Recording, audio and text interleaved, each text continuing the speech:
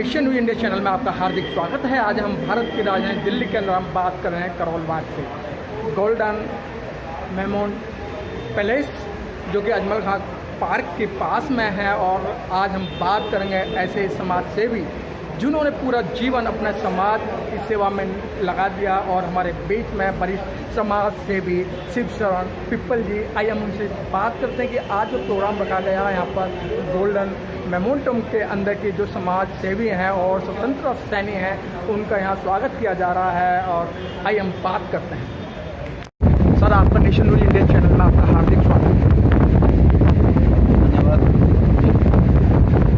Sir, आज स्वतंत्रता सेनानियों का आज बड़े पैमाने पे आपस में उनका जन्मदिन मनाया जा रहा है। इस तरीके से यहाँ सरदार अमर सिंह सब्बरवाल जी का बड़े पैमाने पे बुद्धिजीवी लोग आकर उनका जन्मदिन मना रहे हैं। तो सर, आज का जो प्रोग्राम है आपको कैसा लगा? देखिए, ये तो बहुत पवित्र पर्व है।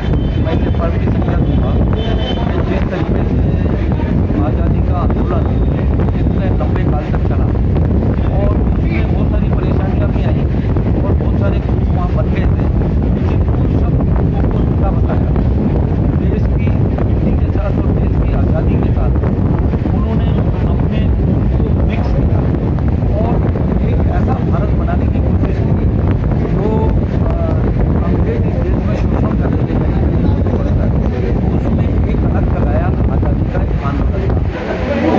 उस आज़ादी के आंदोलन में सरदार अमर सिंह जी सब्बरवाल जी, जो इनका पूरा का पूरा परिवार हमने जाना है, लेकिन इनके रिश्तेदार खानदान है वो करीब करीब इस आंदोलन में कूद पड़े। उन्होंने निश्चित रूप से देश की सेवा की और उन्होंने कभी भी अपने निजी स्वार्थों पर मतलब इस तरीके से बिल्कुल अलग कर दिया और देश की मिट्टी के साथ दिया। आज़ादी के आंदोलन की मैं एक घटना बताना चाहूँगा कि ये जो आज़ादी हमें मिली 1947 में वो केवल मात्र एक आज़ादी नहीं थी, एक स्वतंत्रता नहीं थी। ये श्रोमणी गुरु रविदास जी का भी मैं यहाँ ग्रंथ साहिब में एक शब्द है, मैं यहाँ जरूर कहना चाहूँगा। उन्होंने कहा पराधीनता पाप है, पराधीनता पाप है, जान ले उन्हें नीत, पराधीन बेदीन है, पराधीन को दीन क्या, पराधीन बेदीन, पराधीन से कौन करेगा। तो गुलाम से कोई प्रीत नहीं करता। गुलाम को आप सोने की चम्मच, चांदी की चम्मच में, सोने की थाली में भी अगर खिलाएंगे तो वह अपमानजनक है। ये संत महापुरुषों ने उस वक्त कहा। और जब ये आखिरी काल आया इसमें बहुत सारे हमारे स्वतंत्रता सेनानी आए और एक मैं यहाँ कहना चाहूँगा कि सरदार जी जब उन्हें रेडियो पे पता चला कि ये देश हमारा आज़ाद हो, जब 15 अगस्त को घोषणा हुई तो वो अपने घर भागे। उन्होंने अपनी पत्नी को कहा कि अब देश आज़ाद हो जाए और वो जो है एक अपने पलंग पे लेट गए और उन्होंने कहा कि मैं पूरे जीवन कि वो सुख नहीं दे पाया जो पत्नी को देना चाहिए था एक पति के द्वारा। लेकिन आज मुझे इतनी खुशी है कि देश आज़ाद हो गया और वो उसमें लेट गए और उन्होंने एक वंदे मातरम और जय हिंद का नारा लगाया हाथ छोड़ के और कई प्राण छोड़ दिए कि इस देश को विदेशों में काफ़ी रहे, उन्होंने आंदोलन किया। और जब वो उनका नाम था अजीत सिंह, वो शहीद भगत सिंह जी के चाचा थे और उनके जीवन का मकसद ही ये था कि देश आज़ाद हो जाए और मनुष्य अपने प्राण न्यौछावर कर देते। ऐसी एक श्रृंखला है। शहीद भगत सिंह है, राजगुरु है, अपना राम प्रसाद बिस्मिल है, अशफाकुल्ला खां है। ये बहुत सारे नाम लेना बड़ा मुश्किल होगा, लेकिन एक बहुत बड़ी एक श्रृंखला है। इस देश की आज़ादी के लिए उन्होंने अपने खून को बन की तरह बनाया। ऐसे नहीं कि खून कर दिया, उन्होंने कभी किसी चीज़ की परवाह नहीं की। इसी कड़ी में सरदार अमर सिंह जी हमारे सब्बरवाल जो हैं और आज भी चलो 1947 में आज़ादी मिल गई हम मानते हैं, लेकिन आज भी उनका परिवार तो उसी तरीके से काम कर रहा है।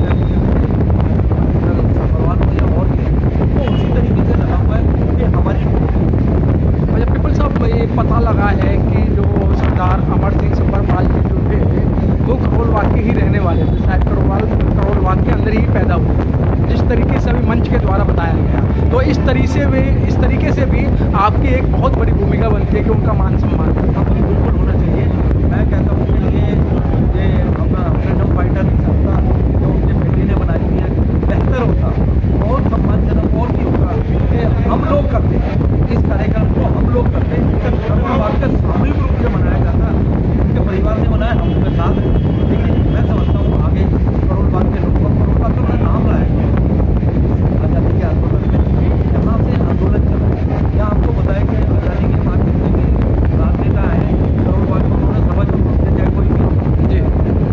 तो स्वतंत्र पिप्पल जी, आज का जो मौका है बड़ा ही अच्छा मौका है और इसी तरीके से क्या स्वतंत्रता सेनानियों को सम्मान देना हमारे लोगों का फर्ज बनता है। ये मैं समझता हूँ स्वतंत्रता सेनानियों के जो परिवार हैं उनका मौलिक अधिकार बना देना चाहिए कि अगर कहीं वो देखते हैं हनन हो रहा है किसी स्वतंत्रता सेनानी का, अगर कहीं सम्मान नहीं होता है तो वो कोर्ट में जा सकते हैं। जब छोटी छोटी चीज़ें जो अननेसेसरी अनावश्यक चलते हैं उन पर संविधान संशोधन होता है, तो मैं समझता हूँ इस संविधान संशोधन सरकार की तरफ से होना चाहिए और उनको सम्मान। पिप्पल साहब, देखा गया है कि जब कोई शहीद होता है तो मात्र 10 दिन या 15 दिन सरकार उनको नए नए वायदे करती है कि भाई हम तुम्हें पेट्रोल पंप देंगे, हम तुम्हें ये देंगे वो देंगे, लेकिन आज भी देखा गया है कि उनकी बेवा, उनके माता पिता सरकार के और कोर्टों में चक्कर काट रहे हैं, उन्हें वो सम्मान नहीं दिया जा रहा है। मैं इसमें न्यायपालिका को भी कहना चाहूँगा जी।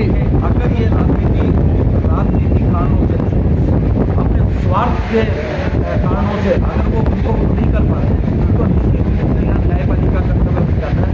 वहाँ जुडिशियल एक्टिविटी होना चाहिए और न्यायालय को अपने संज्ञान में लेकर, चाहे देश अदालत है उसको तो खास तौर से संज्ञान में लेना चाहिए और इसमें कोई एक गाइडलाइन देनी चाहिए, क्योंकि नेता तो वो अपने सब बने हुए अपने राजनीतिक स्वार्थों से, न्यायपालिका तो नहीं बनी हुई है। मैं समझता हूँ उनको ज्ञान में लेके एक ऐसी सरकार को और समाज को। सर, जिस तरीके से 4 साल का एक जो सैनिकों के लिए एक रूल आया है, कानून बनाया गया है, उसे तरह तरह के नाम से जाना जाता, अग्निवीर कह रहे हैं, कभी कुछ वीर कह रहे हैं, तो क्या लगता है सर इससे?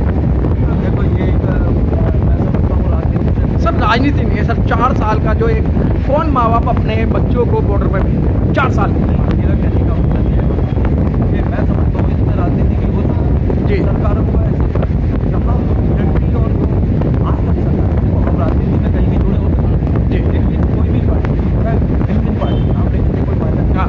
सभी पार्टी है डिफेंस में कहीं भी कोई अपनी राय सार्वजनिक नहीं, और ये अच्छी बात है। सभी दलों का अपमान करता हूँ जब वो संवेदनशील नहीं, लेकिन यहाँ संवेदनशीलता की मुझे कुछ कमी नजर आती है। मैं समझता हूँ कि इसको अवॉइड। सर, जिस तरीके से आप फ्री होकर अपनी बात को रखते हैं, फ्रीडम होकर अपनी बात रखते हैं, और आपने करोलबाग के लिए ही नहीं, आपने दिल्ली के लिए बहुत बड़ा काम किया है, और जिस समय मंदिर का मुद्दा चल रहा था आपने फ्री केस लड़े लोगों के जो जिनको बेफजूल बंद किया गया था। तो सर, आज उन लोगों को क्या अपनी तरफ से संवेदना देना चाहते हैं जो लोग इस समय त्राही कर रहे हैं?